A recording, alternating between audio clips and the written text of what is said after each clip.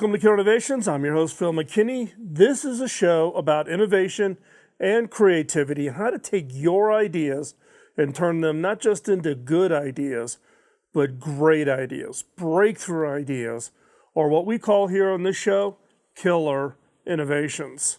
Now, we've been doing this show for quite some time. We are now in year 16 and have been focused on a variety of different topics and areas. We have guests on the show covering a wide range of sharing their innovation stories. This week, we are actually picking up where we left off in last week's show. So last week's show was out-of-the-box thinking, a phrase, buzzword that's been out there for quite some time. And as I said at the end of last week's show, that was part one. Today, we are going to pick it up and be focused on part two. And what do I mean by part two? Part two focuses on a couple of different areas, but before we get into that, let's back up and talk about, or at least set the stage for what we discussed during last week's show. And last week was, first of all, let's define what we mean by out-of-the-box thinking. Now, what we mean by out-of-the-box thinking, out-of-the-box is a metaphor. And it really is to think differently, unconventionally, or from a new and different perspective. It basically gets wrapped up in the concept of think differently. Think doing from a different perspective. Think from not your normal patterns or your normal rut on how you think about the ideas and where you source your ideas or how you make decisions in a normal thought pattern. Think differently when we talk about out of the box. Now, in last week's show, we focused on the first two, which was to think differently and think unconventionally. This week, we're going to talk specifically about from a new perspective. But again, before we jump into the new content for part two here, I want to go back and lay a little bit of the foundation from last week. Now, if you haven't listened to the previous show, I would encourage you to do so, because I'm just going to cover this in just a few minutes here at the beginning of this show, just to remind everybody what they heard last week, put it a little bit of context, and then we're going to jump right into how do you think and how do you put yourself in a position such that you can see from a different perspective, not your normal perspective that you go after and solve ideas, solve problems, etc. How do you think from a new perspective? But before we jump to that, let's talk through the things that we talked about last week. So, specifically, we started off last week talking about thinking styles. We all have a preferential thinking style. Are you a synthesist, an idealist, a pragmatist, an analyst, a realist? Now, some of us may be, maybe multiples, right? So I'll tend to be much more of a synthesist. I'm more into the idea creation. But then I'm also an analyst. I like to dig into. I read a lot. I believe information is power. It helps build knowledge. So I analyze. I collect information. I'm a little bit of an information hoarder, as my family and my wife will attest. I have, for instance, in my studio here, I have more books than pretty much I would guess just about anybody out there. So, what is your thinking style? It's important that you understand your thinking style first, because then that also recognizes or helps you recognize that there are other people with different thinking styles. You may be a synthesist, but somebody else may be an idealist or a pragmatist or an analyst or a realist, right? I'm not going to go through the definitions of these. Again, check out part one of the series to give you kind of the definitions for each of these thinking styles, and that'll help you kind of bucketize yourself, which of these thinking styles you fall into. And again, you may not fall into just one thinking style. You may actually be, kind of in two. As I said about myself, I'm a synthesist, which is someone who thinks about ideas and connects the dots and etc. But I'm also an analyst. I like information. I like data. So you may have two different thinking styles. And the key here is to recognize that people have different thinking styles.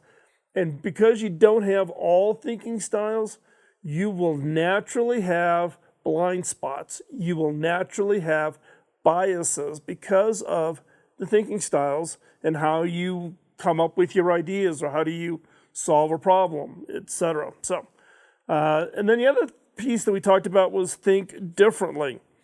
Now, think differently tells you that you should actually go through all 7 of these ways of thinking whenever you're working on projects or whenever you want to come up with new ideas or just as part of a normal process to kind of give yourself, maybe that little spark to come up with something new, right?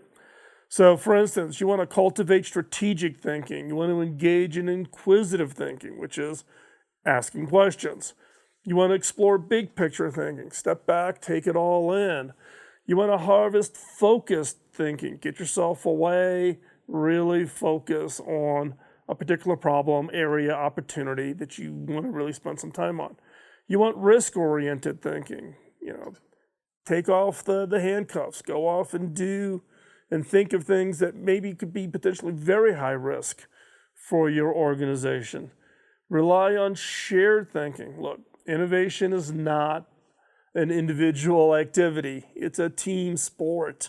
Get that shared thinking and practice reflective thinking. Stand back, take a deep breath, particularly if you're in the throes of coming up with ideas and you think you got something great, you want to go out and just launch with it. Maybe take a little bit back, get reflective. If you do things out of emotions or as a reaction to something, it may not be the best.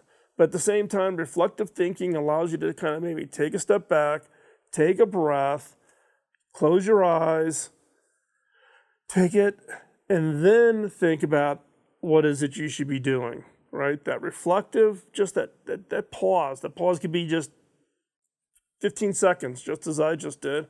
Or it could be take an idea, put it away for a week, and then come back to it and see if it's still the same thing. Reflective thinking, very powerful. It's kind of that analogy that I use if you're really mad at somebody, you're mad at your boss, and you bang out that email and you're going to tell them what you think, don't send it, right? Put it in your draft folder, go away for a couple days, come back, reread it, and then think if you should really send it or not. That's what I mean by reflective thinking. Now, as I shared last week, the point here is one of these is not better than the other. What I say here is that you should actually do all 7 of these. You should actually run through all of them. And the way to do that is don't run them through, okay, number 1, number 2, number 3, and punch and check a box. What I would suggest you do is just schedule it on your calendar, right? So maybe an hour a week or an hour every other week. Just set aside the time to do strategic thinking. You spend another hour every 2 weeks to think about inquisitive thinking. What questions should you be asking? What questions should you be asking that you haven't asked, either of your customers, of your suppliers, of your staff, your team that's helping you achieve what it is you need to achieve? Explore the big picture. Maybe you do that with peers that are in other industries to kind of get the big view of what's going on out there. Focus thinking. Go away. Go take 2 days in a cabin in the mountains where there's no internet and you're not distracted, to just focus. Pick a problem statement, pick an opportunity area, and just dedicate for focused thinking. Risk-oriented. Find somebody who's more risky than you to push you through a process of thinking about ideas where they're willing to take the risk that you're not willing to take. And then shared thinking. Collect ideas. Encourage people to be transparent and honest with you. And then reflective thinking. Do all 7 of these things, but set aside those times to really think about new ideas, think differently.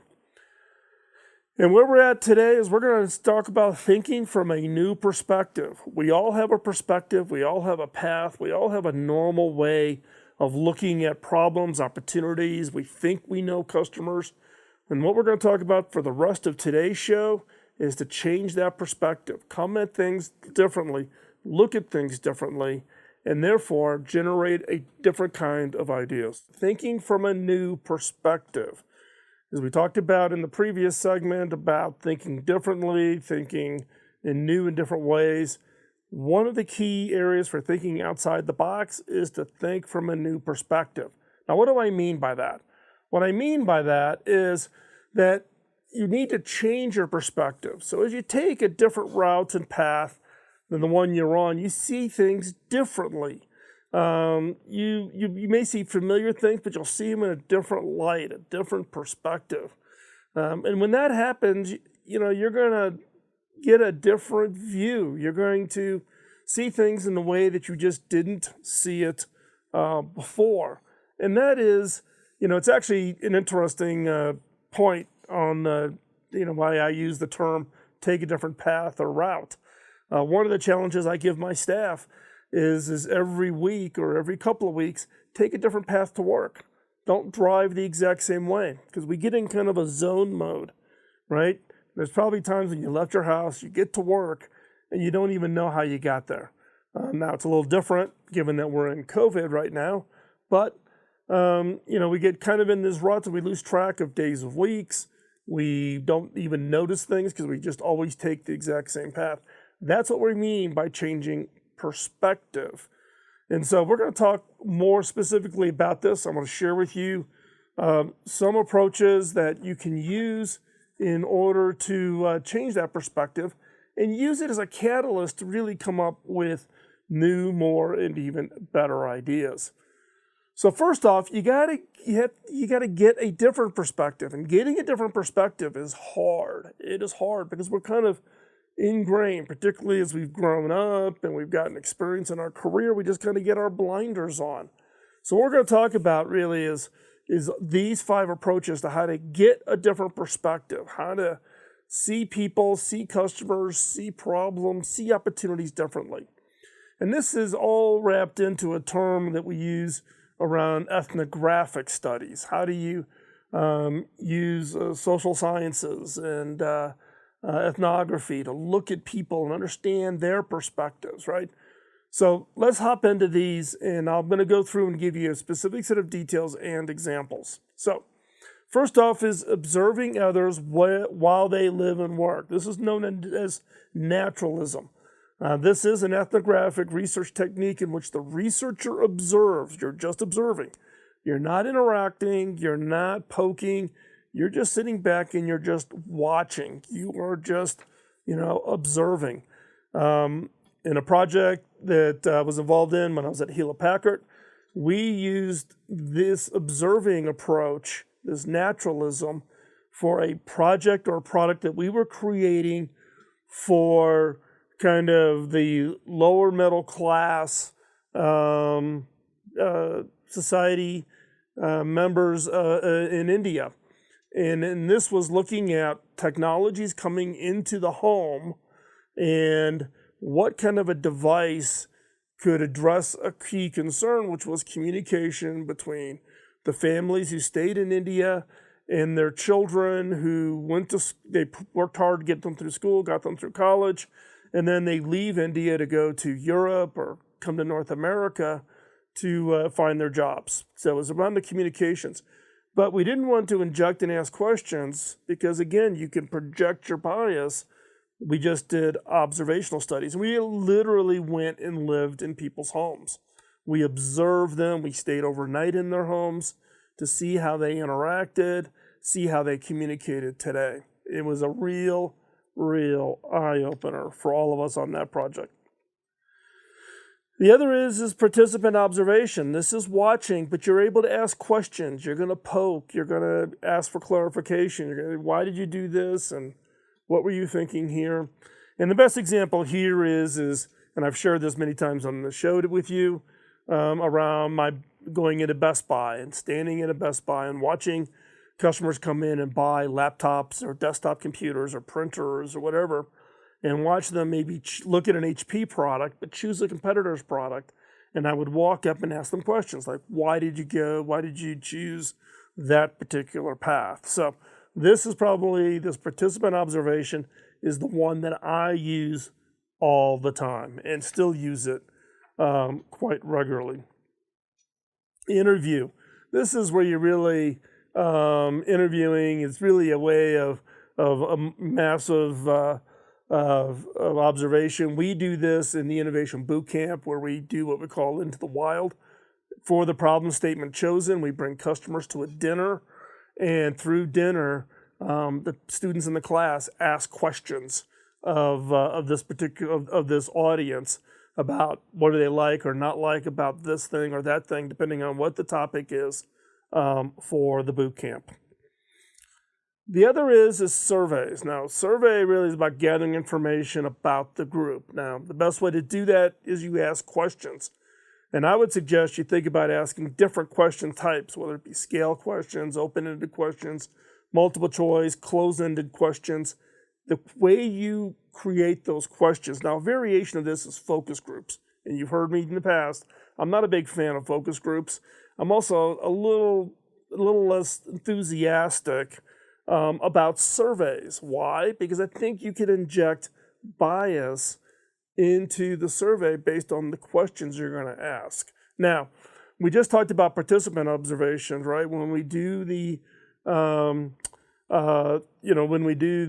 do interviews, you want to ask questions and you want to pre-plan your questions and you want a variety of different question types because they'll peel out different answers. But be very, very careful of the wording of whether you're going to do interviews or surveys. You're asking questions. The wording of the questions are absolutely critically important. You want to get that right.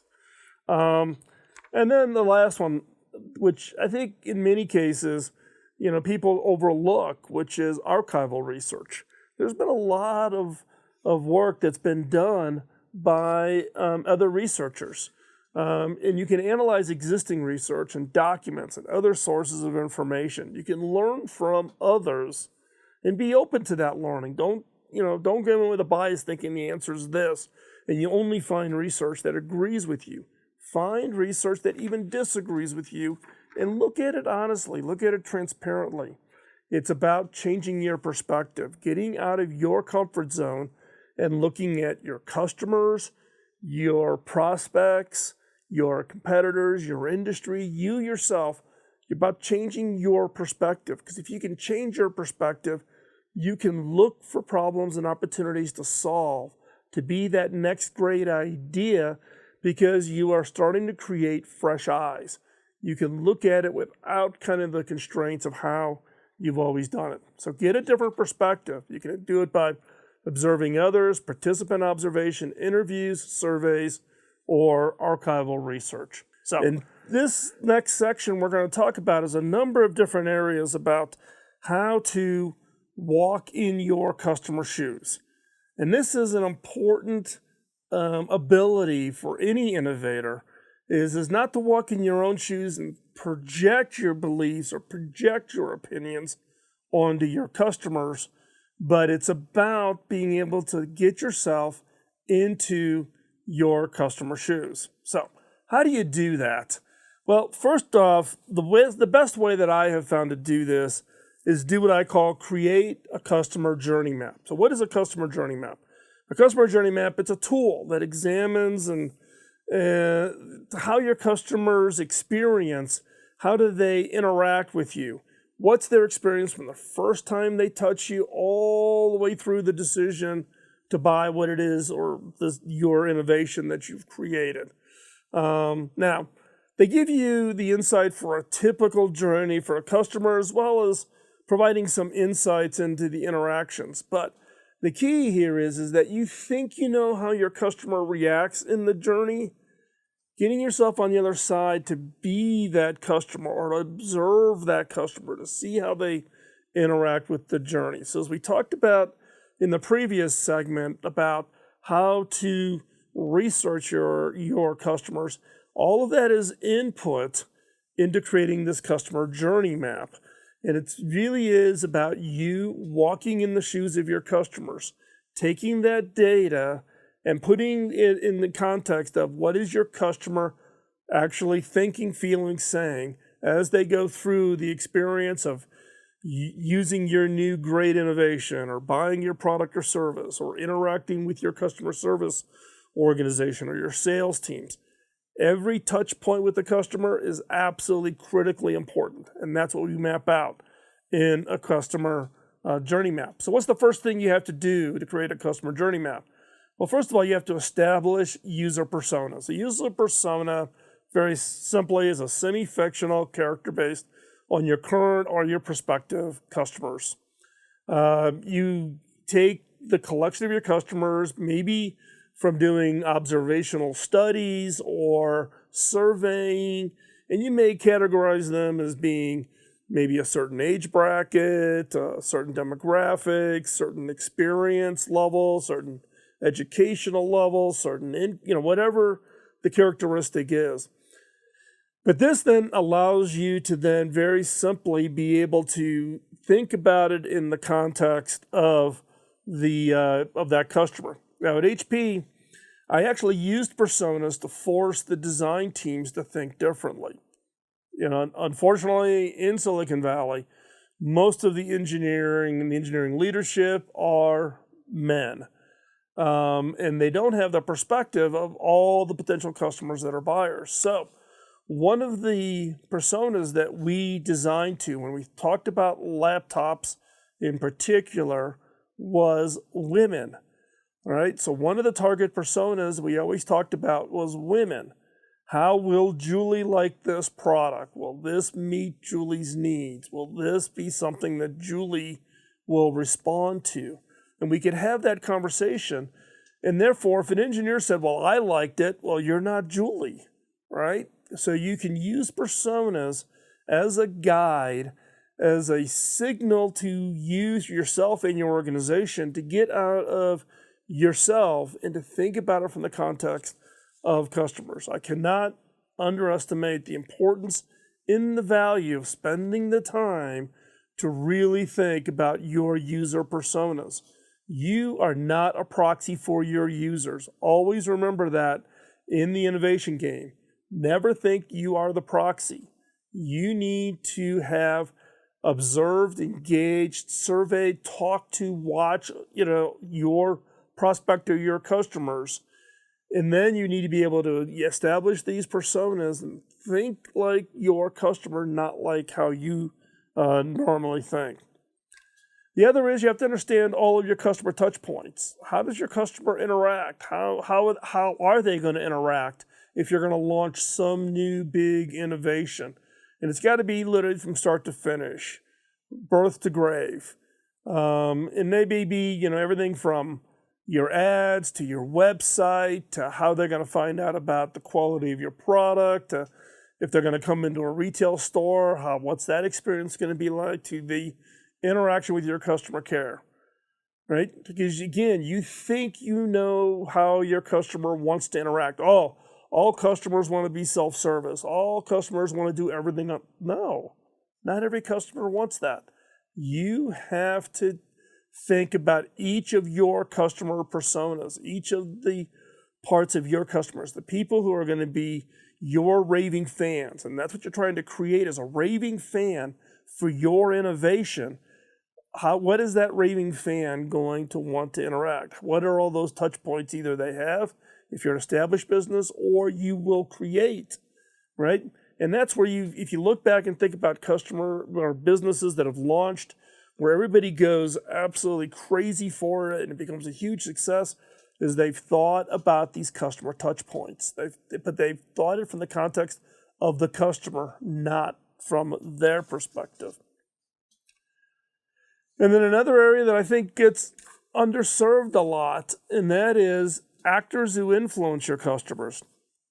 And these are ones that will influence whether someone has a great experience or not such great experience. But these are people that are outside your control. They're not your employees. They're not your your salespeople. They're not your people answering the telephone. These are people from outside that can influence either a positive or a negative experience. Example, Uber, right? You think, well, it's you and the driver, right? Well, yes, that's those are two actors that are in control of Uber. What they can't control is your friend sitting next to you in the Uber, right? Maybe they had a bad day, they said something, the driver reacted to it, and all of a sudden your perception of that experience of the drive changes, either positive or negative, right? So you have these other outside influences. In my case, going to Best Buy and watching customers buy HP product, one of the biggest influences is if someone brought a friend with them to buy the product, and if that person was maybe thought they were technical or somewhat technical, they could swing someone's buy decision in a big way, in many cases with bad information. So that's an example of those actors. First thing you want to do when you have all this is create an empathy map. An empathy map really examines how the customer feels during each interaction. You want to know how the customer feels and thinks, as well as what they will say or hear in any given situation. An example of this I give is Chick-fil-A. If you've ever been in Chick-fil-A and they hand you your drink and you go, thank you, what does the person at Chick-fil-A say? They don't say, you're welcome. Doesn't say, "No, not a problem." Every Chick-fil-A employee I've ever experienced will say, "My pleasure." Now think about that from a customer's perspective. When you say thank you and you go, "No, my pleasure. My pleasure in serving you." Changes the whole perspective, right? And that's an example of an empathy map applied to changing the feelings, to changing the interaction experience with a customer, right? If you truly understand from the customer's perspective and you define that empathy map, what's the problem the customer's having? A mother, 3 kids running around Chick-fil-A. Don't need to say thank you. It's a pleasure for me to serve you. And then you sketch the customer journey. You can do this in different ways. You can do it on a whiteboard, Post-it notes. You can use any kind of graphing software, mind maps if you're into that. But you want to draft, you want to validate. It takes multiple interactions, but by putting yourself in the customer's view and seeing all those interaction points and seeing if there's ways you can make it better, easier, or solve a problem, you can create innovations that will have an absolute huge impact. So the key here is that when you get together with your team and you're trying to develop these kinds of new innovations, these new kinds of interactions, it does require team. You got to get the team around the table. You got to put yourself in the shoes of your customers, because otherwise you will have a blind spot. Building journey maps is not you by yourself. You need to have your team involved in it so that they can fill in all of the blind spots within the organization. So as we started off in part 1, this 2-part series was about out-of-the-box thinking. It's to think differently, unconventionally, and from a new perspective. Now, what do we mean by that? Well, part 1, we talked about thinking differently, which included thinking styles. So are you a synthesist, an idealist, a pragmatist, an analyst, or a realist? Which are you? And again, you may be part of more than one. You may have 2. In my case, synthesist, analyst. But it's important to understand how the others think, because you can leverage that in your team. If you know someone's a realist or a pragmatist, you want to have all of these thinking styles on your team. You want to recruit people with different thinking styles. And then you want to think differently. You want to take the time. Now, some of these you may be more natural to. You may be more of a strategic thinker or the inquisitive thinker. The important thing here to think differently is to think through all 7 of these things. Force yourself. Spend time. Put it on your calendar to where you're going to spend an hour a week or an hour every other week to think strategically or be inquisitive or do the big picture or get down and do focused or, don't let risk get in the way. In fact, give yourself permission to not use risk as a criteria. Do shared thinking, bring people together, maybe do a brainstorming session. Reflective, after you've got an idea well thought out, take a step back, think in a reflective approach. Part two, today's show, it's about getting a different perspective, right? So observing others while they live and work, be a participant observation, similar to what I would do when I would go to standing in Best Buy, do interviews, invite prospects to dinner like we do in the innovation boot camps, where we'll pick a problem space, we go off and we have a very creative way of finding prospects for an area. We bring them to dinner. We pay for the dinner. We actually give them a $50 gift card, Visa gift card at the end of the dinner. It's kind of a reward, but they don't know who the company is. They don't know, we're not trying to steer their answers, but it's turned out to be a pretty effective way for people to get a customer perspective rather than thinking they know. Do surveys, focus groups, archival research, an area that's highly overlooked, but I would encourage you to take that time. And then once you've got all of that, create a customer journey map. Force yourself into the shoes of your customer, right? Create the user personas. Define that. Name them. We had a persona at HP, Julie, right? So she was early 30s, two young kids, had an undergraduate degree from college, was working and taking care of the family. Her job was a lot of travel, blah, blah, blah. And we got pretty specific on the definition of personas, such that when we said, would Julie like this? Would this solve a problem for Julie?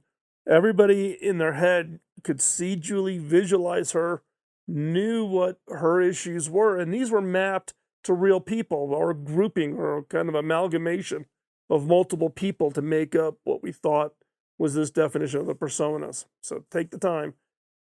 Understand customer touch points. Where does a customer interact? You may think you've got a log of everything, how customers interact, but you may not have a complete view. And understand actors who influence your customer experience, and particularly actors you do not control, right? Because they can either help you or hurt you. And then create an empathy map. What is your customer feeling? What are they feeling when they even try to find your product?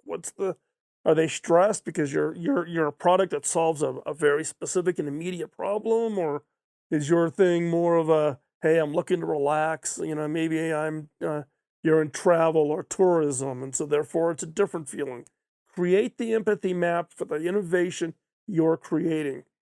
And then sketch the customer journey. How would you create a customer journey, or what is your customer journey? And then what would you change to make a better overall experience? So that is what we've covered over the last two parts of this show. Part one last week, part two this week. Hopefully together they give you a complete picture about what does it mean to be thinking out of the box. So again, with this two-part series, hopefully you found it useful. And it's just a warm-up of what we're going to be working, or what we're going to be sharing in future shows, is about different approaches to thinking, just sitting and thinking, that can be sparks to ideas that become game changers, breakthroughs, or what we say here on this show is killer innovations. If you want to get into more of this, if you want to really dig into these different types of thinking styles, check out the Disruptive Ideation Workshop. It's over at disruptiveideation.com. It's either an 8 or a 12-hour workshop. You can have it configured either way. This is the same workshop I've shared on this show with you about the work we do at, for instance, U.S. Marine Corps, helping the Marines think through some of the work that they need to do, and how do innovators think about the Marines or Navy that are out there doing what they do. So this is a workshop. It doesn't matter whether you're a profit, not-for-profit, government, small company, multinational, this is a workshop for you. So again, disruptiveideation.com. Looking for feedback. Love to hear what you think of this show. Think of the part one, part two, things that you think we missed, future topics you would like to have covered. Just let us know, and look forward to hearing from you. Stay updated. You can text the word innovation to 44222 if you're in the U.S., or send an email to innovation@killerinnovations.com. That will get you updated. You'll get you get a once a week email from me that just kind of talks about topics that I think are important that you want to stay up on. And with that, thank you for your time. Have a favor. Can you share the show with somebody? Give us a comment, give us feedback. And with that, we'll talk to you next week right here at Kill Innovations. Bye-bye.